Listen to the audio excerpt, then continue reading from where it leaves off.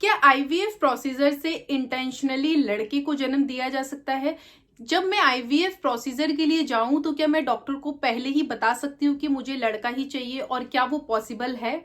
आज इस वीडियो का टॉपिक है कि क्या हम आईवीएफ से लड़के को चुन सकते हैं या फिर लड़की को चुन सकते हैं। आपका जो भी फेवरेट जेंडर है, क्या आप आईवीएफ से उसको पा सकते हैं? देखिए, सबसे पहले तो मैं आपको यहाँ पे ये बताना चाहूंगी कि हमारे समाज की ये बहुत बड़ी विडंबना है, ये बहुत अनफॉर्चुनेट चीज है कि आज के टाइम पे भी लोग बेबी बॉय के जन्म को ही प्रायोरिटी देते हैं।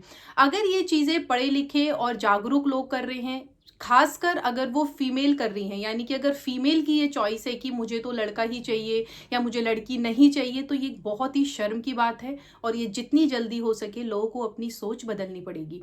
लेकिन क्योंकि हमने इस वीडियो के टॉपिक के लिए ये क्वेश्चन को चुना है, क्योंकि ये बहुत ही फ्रिक्वेंटली आस्क्ड क्वेश्चन है। ज़्यादातर आईवीएफ कराने जब लोग जाते हैं तो जो भी क्वेश्चन पूछे जाते हैं उसमें से सबसे कॉमन क्वेश्चन यही होता है। तो सबसे पहले हम ये जानते हैं कि आईवीएफ में होता क्या है। जब आप अपने डॉक्टर को लाखों की फीस देते हैं आईवीएफ प्रोसीजर के लिए, तो उसमें वो करते क्या है, क्या होता है इसमें? देखिए, सबसे पहले मैं आपको ये बताऊंगी कि नेचुरल प्रेगनेंसी कैसे होती है। जब आप ये समझ लेंगे तो आपको आईवीएफ का पूरा खेल अपने आप समझ में आ जाएगा। भगवान ने एक फीमेल की बॉडी में एक यूट्रस बनाया है जिसे बच्चेदानी बोलते हैं, और उसके साथ में ही 2 फैलोपियन ट्यूब होती हैं। फैलोपियन ट्यूब के अंदर हर महीने एक एग रिलीज होता है। हमारी बॉडी से एक एग रिलीज होता है जो फैलोपियन ट्यूब में स्पर्म का वेट करता है। मेंस का स्पर्म और फीमेल का एग इस फैलोपियन ट्यूब में ही फर्टिलाइज होता है और वो यहाँ पर एक एम्ब्रियो बनता है, यानी कि अगर हम लेमैन भाषा में समझे तो एक बच्चा बनता है। 2-3 दिन इस ट्यूब में वो बच्चा रहने के बाद वो अपने आप बच्चेदानी में चले जाता है और इसकी वॉल के साथ अटैच हो जाता है और फिर हमारी प्रेगनेंसी कंफर्म हो जाती है। जिस महिला की बॉडी में ये नेचुरल प्रोसेस अपने आप नहीं हो पाता है वो आईवीएफ को चुनते हैं।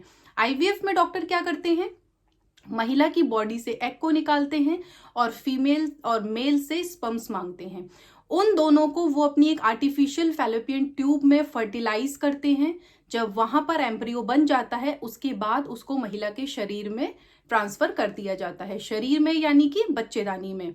अब ये जो ट्रांसफर उन्होंने किया है एम्ब्रियो, ये वॉल के साथ अटैच होगा या नहीं होगा, ये या तो भगवान जानते हैं या फिर महिला की बॉडी जानती है। इतना भी भगवान ने इंसानों को अधिकार नहीं दिया है कि वो उसके साथ अटैच ही कर दें और 100% बोल दे कि आपकी प्रेगनेंसी कंफर्म होगी। इसीलिए जब आप आईवीएफ करने जाते हैं या आईवीएफ के बारे में पढ़ते हैं तो आप ये चीज़ ज़रूर पढ़ते होंगे कि आईवीएफ में सक्सेस रेट 50-55% ही होता है।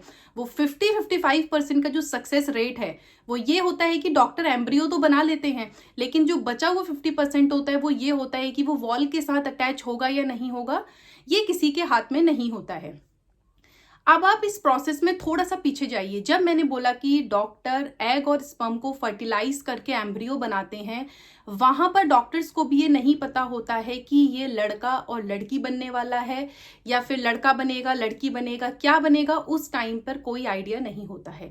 हाँ, जब ये यूट्रस में अटैच हो जाता है, आपकी प्रेगनेंसी कंफर्म हो जाती है, उसके बाद ये ज़रूर पता लगाया जा सकता है कि बच्चे का जेंडर क्या है।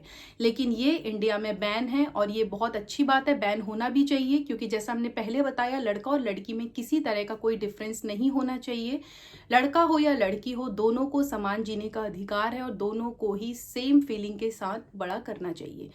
तो वीडियो का टॉपिक था हमारा कि क्या आईवीएफ से आप लड़का चुन सकते हैं या फिर किसी लोगों की ख्वाहिश होती है कि उनको लड़की चाहिए। तो अनफॉर्चुनेटली ऐसा नहीं हो सकता है। आप इस प्रोसीजर से पहले ही ये तय नहीं कर सकते हैं कि आप किस जेंडर के बच्चे को जन्म देने वाले हैं।